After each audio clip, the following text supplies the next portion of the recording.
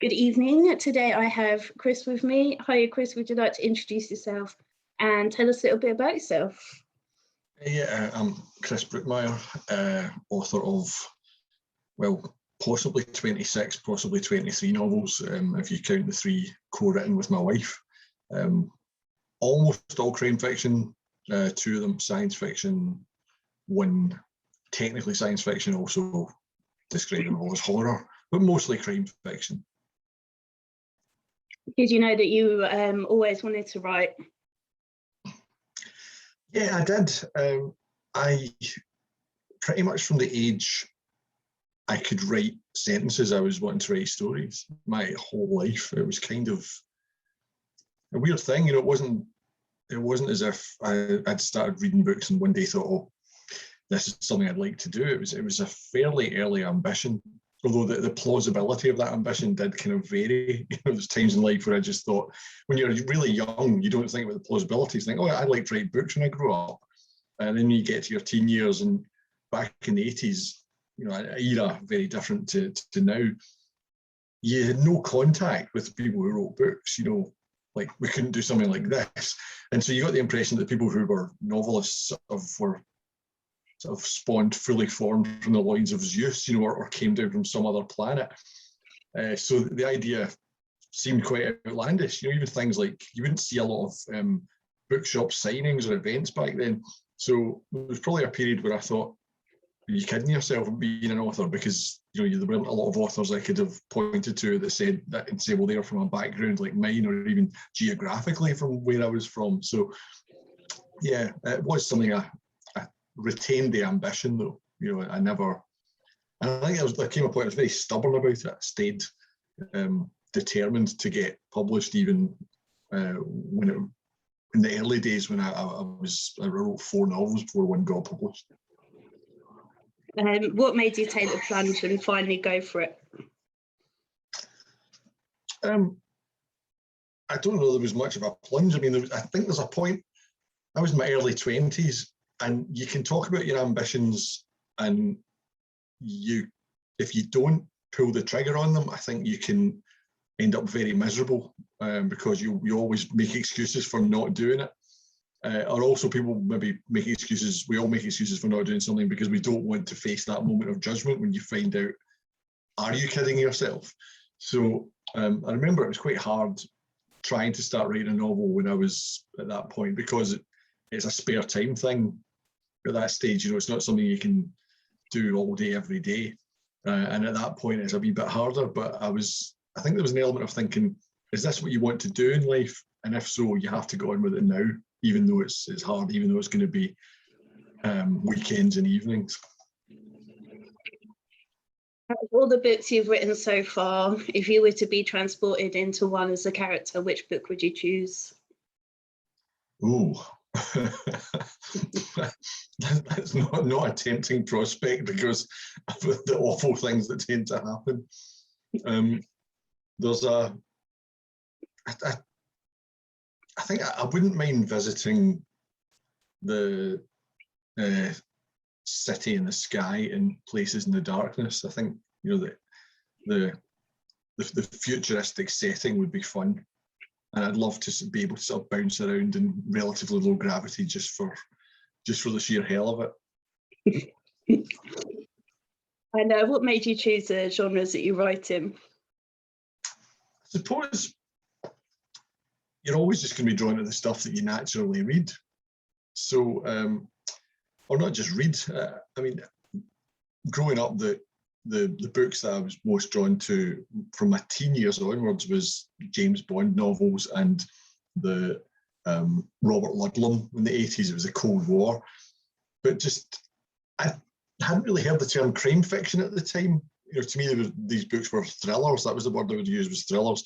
But just sort of stories with good guys and bad guys, and not so much your kind of hard-boiled or police procedural stuff, but I knew that's the stories I wanted to tell. So there was never really much question, but that's where I would go. But I actually kind of got it wrong at first, because I was trying to write quite serious crime novels that weren't really in my natural idiom. But I thought that's what you needed to do to get published.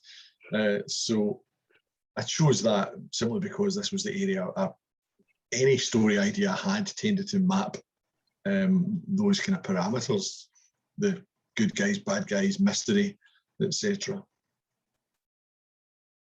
Do you have a favourite character that you've written so far? Oh, that is a tricky one. It isn't Parlebane, which may surprise people because he's the one I've written about the most. I've got a problematic relationship with him. That's probably why I keep treating him so badly. But it's tricky. Millicent Spark from The Cut is a character I'm really fond of because she goes on such a difficult journey. But I think the character that I've kind of loved spending time with when I was writing was Zal Inez, who's a stage magician who becomes a bank robber, and he uses the principles of stage illusion and misdirection to pull off crimes rather than violence and threat.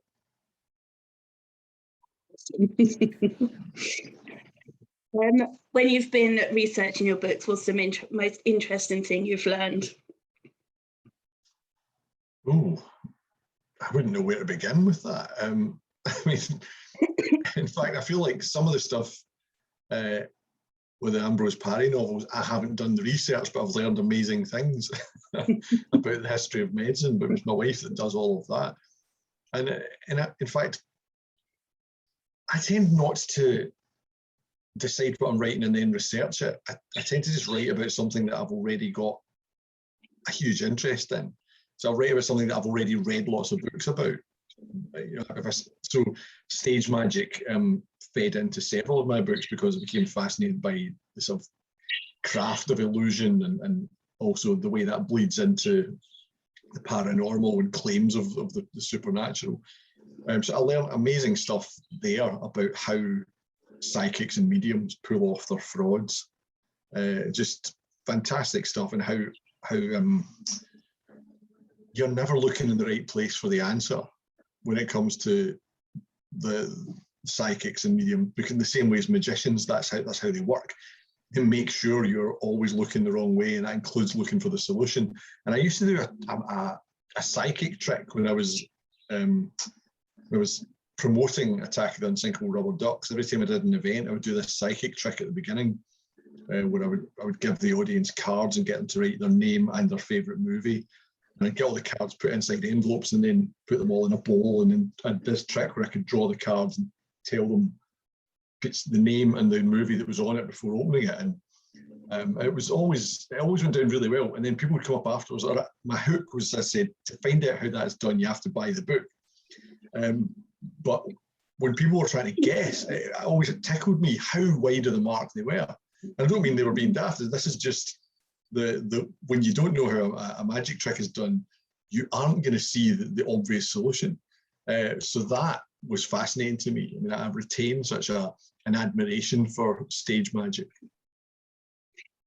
Stage magic, in fact, just if I can go on about it, I mean, it's very like crime fiction. It works on the same principles, in that you have to misdirect the viewer, the reader, and that's where the pleasure comes from. If you're the one watching, you're the one reading, is that you want to be surprised. But it's most satisfying if the thing that surprises you is kind of right in front of your eyes all along.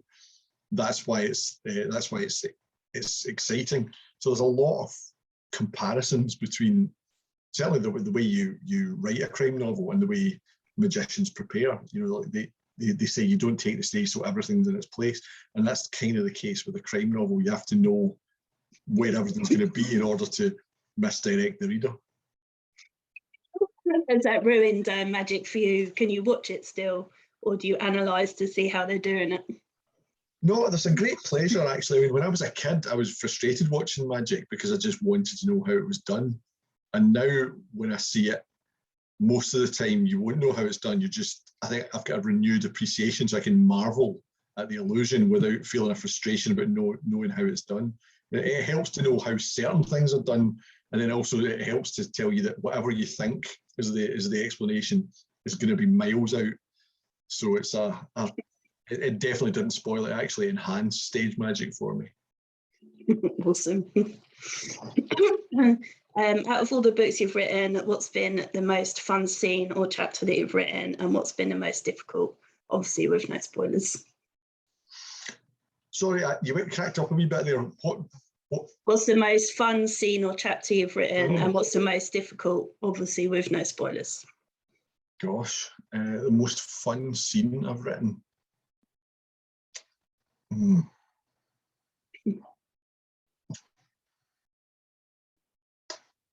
I try to think, because the other comparison I draw with not just stage magic is like telling a joke. It's often because you know the punchline and you're trying to make the punchline as impactful as possible. So you try and give it a great build up, and that's often the case with. So there's a scene in Bedlam that was great fun to write, and it was essentially a punchline that I'd had in my head for years. I wanted to write a scene that ended with this line, and the line is, "It's not what it looks like," because it's used all the time. But I just thought I want to write a scene where there's just no excusing what's going on. Something what it actually was is a character who he's been transformed into a cyborg, and he doesn't actually know how to work his own arms, and he accidentally sends a spike into this guy's head, and then in his attempt to get the spike out of the head, he thinks he's pulling it out by twisting. What that does is actually create this kind of liquidizer effect, and there's all these other soldiers come through the door while he's got the guy's foot on the guy's head, and he's liquidizing his face. The blood's spraying all over him, and the soldiers come through the door, and he turns around and he says, "It's not what it looks like." So that was a very fun scene to write. As for the most difficult to write, I think that's tricky in terms of spoilers, because often it's scenes that involve characters undergoing something really painful or really traumatic, and it's there's never any fun. It's all about how do you convey this in the way that's the most sensitive, or that's not crass. So I really would struggle to think of an example, unfortunately. That's okay. Do you hide secret jokes or messages or Easter eggs in your books that only a few people would understand? Oh, so many. It's just massive self-indulgence. But to me, the trick is to do it in a way that people who don't get the joke don't know they're missing anything. So if people pick up on the reference, that's great, but you're not going to be frustrated thinking, I can see there's a reference there and I don't know what it is. So I used to put a lot of football references in, and my wife would complain about that, and they were kind of obvious, characters specifically referring to things. So I've learned whether it's football or video games or music. And actually, I've managed to there's usually a reference to Jimmy Eat World or a Jimmy Eat World song in every book since about 2007. And that includes the Ambrose Parry books. It's just that Marissa hasn't quite spotted the coded reference. Otherwise, she would have taken them out. If you were to be a killer in a book, how would you kill your victims? Oh, do you know, we asked a question, not quite the same, but in the same ballpark, Marissa and I, at an event the other day, and it's a struggle to answer it, and it's also your reluctance to answer it, because see, if I came up with a really good way of doing it, I wouldn't be telling you, I'd be saving it for the next book. So what I'll do is I'll tell you one that has been used already in one of my books, which was in A Big Boy Did It and Ran Away. Simon Darcourt murders, I think it's his former boss, using a crossbow bolt made of ice. And it fires it through his eye so that the evidence melts. Yeah, it's got to be ice, hasn't it, to get away with it? It's just got to be. I find it interesting if I ask that question. Sometimes authors, especially, have the answer there. They know it straight away, and sometimes they're like, I'm like, okay. They've thought about it a lot, yeah, and they know exactly who it is they've got in mind as well. Which I don't know if that's more terrifying, actually, but there we are. And another question authors usually know the answer to straight off their head is, what is your most overused word or phrase that you have to edit out? Oh. Part of the problem is, once I'm aware of it, I won't use it anymore. I think I realised a few years ago that I would put the word just in an awful lot, and that you can substitute. There's like 3 different versions. So there's sometimes you mean simply, sometimes you mean recent. I can't remember the examples, but I tend to break it up or take out the justs. But I'm sure there's other ones that other people notice I'm using, and as soon as they tell me, I'll stop using it. But you don't notice it yourself. Just is common, very common, actually. So you're not alone, don't worry. If you're able to spend a day with any author, dead or alive, who would you like to spend a day with? Ooh, I'm privileged in that I've met some of the authors that I most wanted to spend time with, some of whom aren't with us anymore. I'd love to spend the day with Robertson Davies, the Canadian author, the late Canadian author, from whom I took the name Parlebane, actually, and Simon Darcourt. But just that he was just such a kind of erudite and learned individual, but also very humorous. So he sort of wore his intellectualism very lightly, and he had a great appreciation for scatological humour allied to all this amazing knowledge.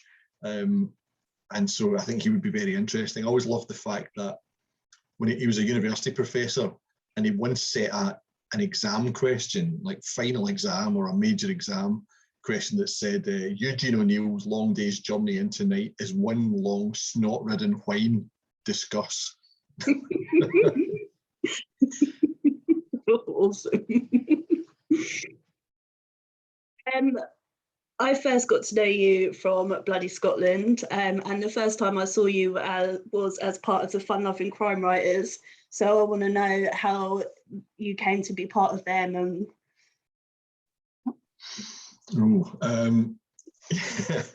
well, obviously the story behind the band was that at BoucherCon in 2016, I think it was, 3 of it was Stuart, Neville, Mark Billingham and Doug Johnson were all there, and they kind of got roped into performing at a sort of open mic type thing, and the 3 of them, between them, they sort of bust their way through 3 songs, but it went on YouTube and made a bit of a splash. But among the people that saw it was Roland Gulliver, who programmed the Edinburgh Book Festival at the time, and he was programming the kind of late night strand. So he got into Doug, who he plays football with, and said, would you guys be interested in playing the Unbound strand in August? And Doug said, yeah, knowing that Unbound usually has a compendium of things, but it's okay, it's a 2-hour slot, you know. And then Doug was thinking, well, there's 3 of us and we've got 3 songs. So they decided to expand and actually form a band. And I was actually initially roped in. I met Doug at Granite Noir in Aberdeen, and he was telling me about all this. And he said, we're going to put a band together and play, but what we're going to do is to make it a bit more of a sort of compendium event, we're going to get some different people to come in and sing. So he said, would you sing something? I said, yeah. And he talked about some of the songs it might be, and one of them was Werewolves of London. And I'm a huge Warren Zevon fan. In fact, my first novel, Quite Ugly One Morning, is named after a Warren Zevon song. And so I said, I'll do that, thinking that was all I was going to do. But as coincidence would have it, the first time the band rehearsed, it was down in Liverpool, and Mark and I were doing an event together in Liverpool that night. So I said, I'll come along and just to rehearse this song.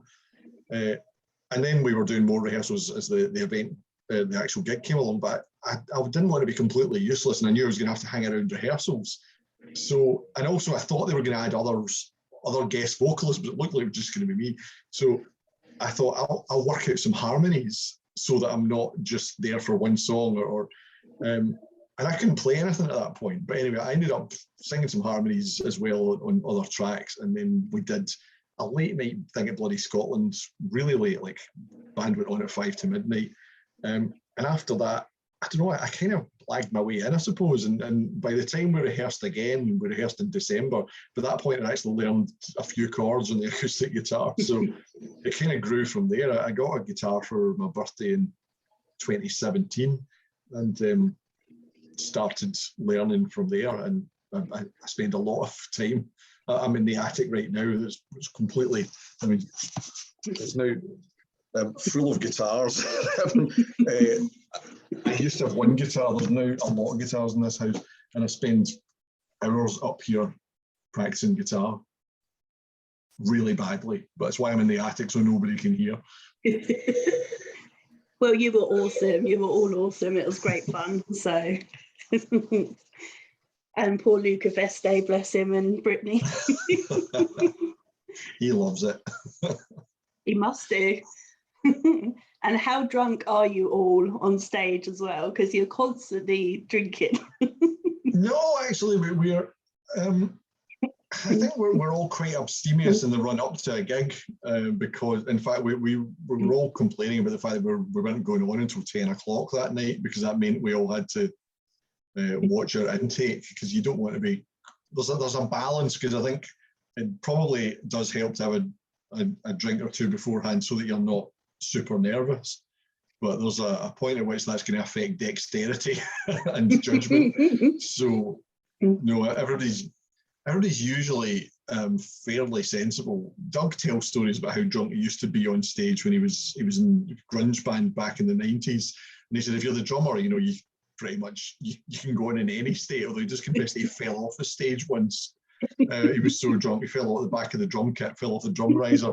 But he managed to climb up again and get back in time. And I think everyone just thought it was a little breakdown, where sometimes the drums drop out. Oh, bless him. Because, when I saw Mark the next day, I said he looked knackered, and I asked if he was hungover, and he was most offended. He's like, no, I'm just tired. All right. Yeah. I totally forgot I was going to ask you now then. I don't know. Completely lost my train of thought. So I will ask you a silly question. Who was your first celebrity crush? Ooh.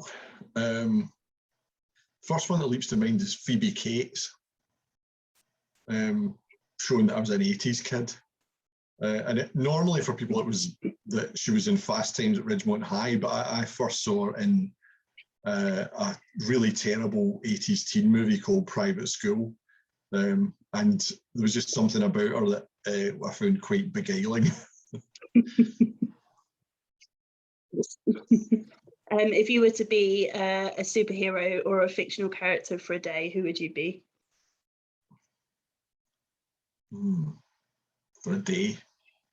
That means the next day after there's no consequences for what you've done.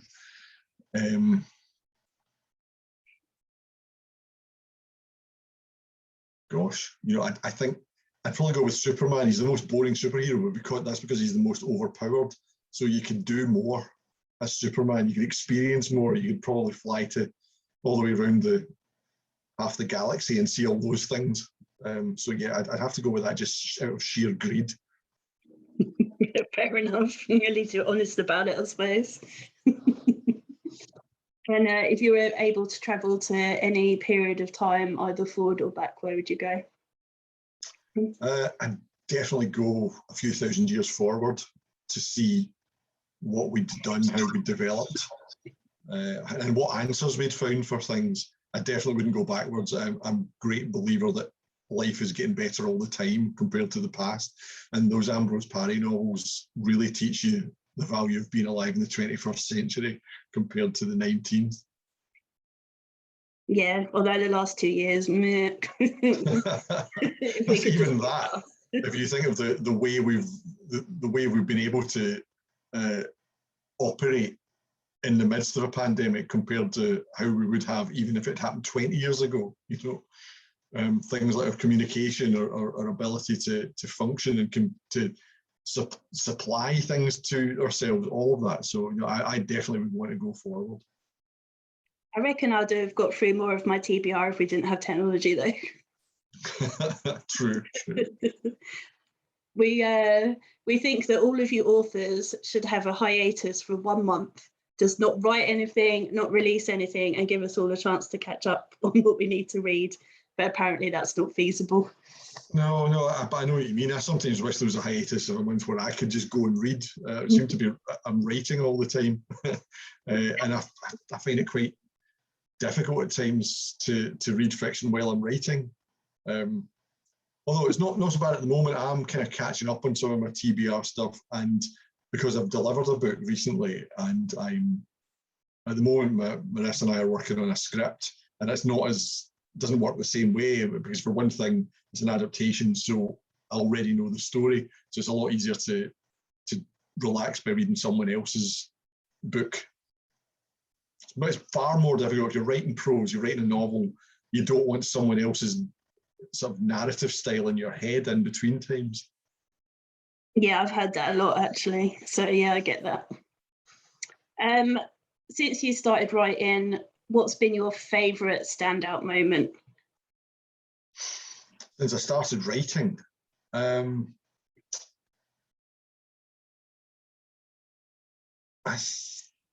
think that the first time I actually got a deal, when I realised I was going to be published, that was an amazing moment. You know, that felt like the sum of a lot of ambitions, but actually that was just the beginning. You don't realise that at the time, and so I suppose for me, one of perhaps the standout moment, because it's something I never thought would be possible, is standing on stage at Glastonbury with the fun-loving crime writers and thinking that, 2 years before, I couldn't play a chord, and I'd never have, literally wouldn't have dreamt of this. It wasn't even the kind of ambition. There's a point when you're a kid and you think, I'd love to be a rock star, but then you rationalise, and you start thinking of what you can do, and you kind of let go of some of your dreams so that you can concentrate on making other ones reality. And the weird thing about that is not a literary moment, although it was obviously as the fun-loving crime writers, but it's that it was the weirdest fringe benefit of my day job. So it remains probably the great highlight. Will anything ever beat that? Who knows? I mean, if there's one thing that has taught me, that and a lot of things with the band, is that you would be amazed what's possible, or don't ever think something's not going to happen. If you're open to opportunities, and also if you're totally fearless about the possibility of humiliating yourself. I think that's a very important element of this. There's a lot of great experiences I've had down the years that they were great once I got there, but there was a lot of fear in the run-up because of the potential of making an arse of yourself. I mean, things like I did stand-up comedy at the Comedy Store in London. I was roped into that by Mark Billingham for a book trade benevolent trust night, and that was, again, I should have been more scared in the run-up to that, but and there's lots of things I've done that I was terrified, but I thought it's better to even run the risk of this being a disaster, but having a go at it, than to decide you're not going to have a crack at it at all. I think you end up regretting. I'm a great believer in that phrase, that we most regret the things we don't do. Is there evidence of this night at the Comedy Store? Is there a video? Yes, I've still got a DVD of my set, and actually the publishers had a DVD of the whole night, because it was Little Brown that organised it. And there was a video of the whole night. I mean, it was back in December 2005, so it's very much lost to the mists of time. Oh, not if there's a DVD. If there's evidence, that's good. As long as it wasn't pre-technology, that's cool. It can always appear again.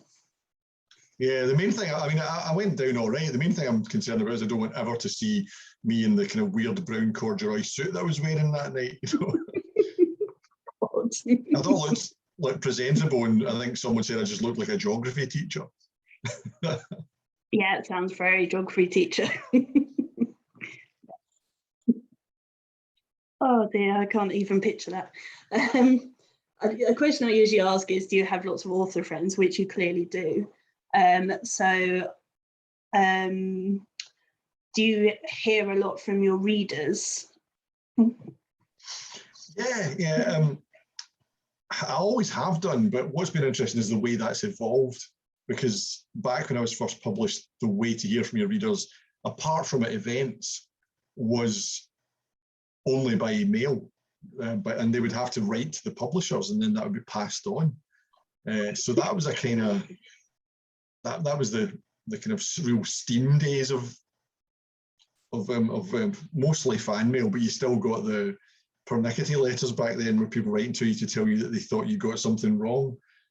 And then when really in the late 90s, I first set up a website on my own, and also then the publisher starts to do that, and you start to get emails of people talking or asking questions about your books. But now in the social media era, and people can say whatever they want on Twitter, and I usually will see it. So it's quite direct and quite open, and it's helpful, obviously, because it really helps to be male. I don't get an awful lot of abuse on Twitter, which surprises me because I can be quite mouthy about certain subjects. But I guess I'm just largely followed by people that are predominantly in agreement with what I've got to say. Being a male crime writer, have you had any weird females following you or asking for anything? No. I've had weird males, weird like guys coming up after an event and saying, I've got a great idea for a book, can I tell you? I've had emails to that effect as well. And that's always obviously awkward, but I thought there was a really good thread on Twitter yesterday where there was a writer saying, here's why this is a terrible thing to do. And he was explaining that you have ideas all the time, or your job as a writer is to take the things that you see or hear and react to them and create new things. And so if someone explains their idea to you, and it goes in one ear out the other, but if in 2 years, 5 years time, you come up with something that sounds faintly like that, they're going to think you've ripped it off. And it's just not how it works, but you definitely don't want to hear someone else's great pitch for a book. Especially when someone else's great pitch for a book that you should write, which I've had several times.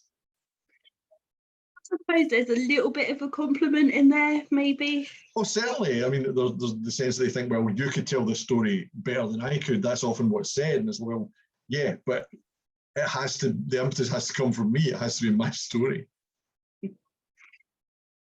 Because I saw your Killer Bees panel, so I know some of the weird messages and emails you both get. And just mad. So I just wondered if there's any like really crazy people, because crazy people are everywhere. Yeah, mostly I very seldom get ones that I'm genuinely disturbed by. Sometimes I'm amused, and sometimes I'm tickled by the sheer candor that some people will indulge in. You think you should really have thought that through before you hit send, but everybody's different in terms of their filter, and also people can send emails late at night after a lot of wine. So, but mostly I'd say people have written to me mostly with a degree of affection for my work. So, and even some of the more crazy ones, they're only getting in touch because something I said connected with them and made them feel like I was someone who would understand. That's quite sweet, I suppose, in a way. As long as you've got no stalkers or anything, although apparently you only make it when you've got a stalk. Are you doing many events next year? Yeah, I think the calendar is starting to populate, and the really nice thing is that you're looking at the calendar getting busier rather than that horrible period in 2020 where it's just all about coming up to an event. Oh, that's off. So yeah, there's a few things coming up. Some of them are kind of tentative at this stage, but there's more and more getting confirmed. So I'm really looking forward to, as the winter starts to draw into what we'll be doing next spring. Awesome.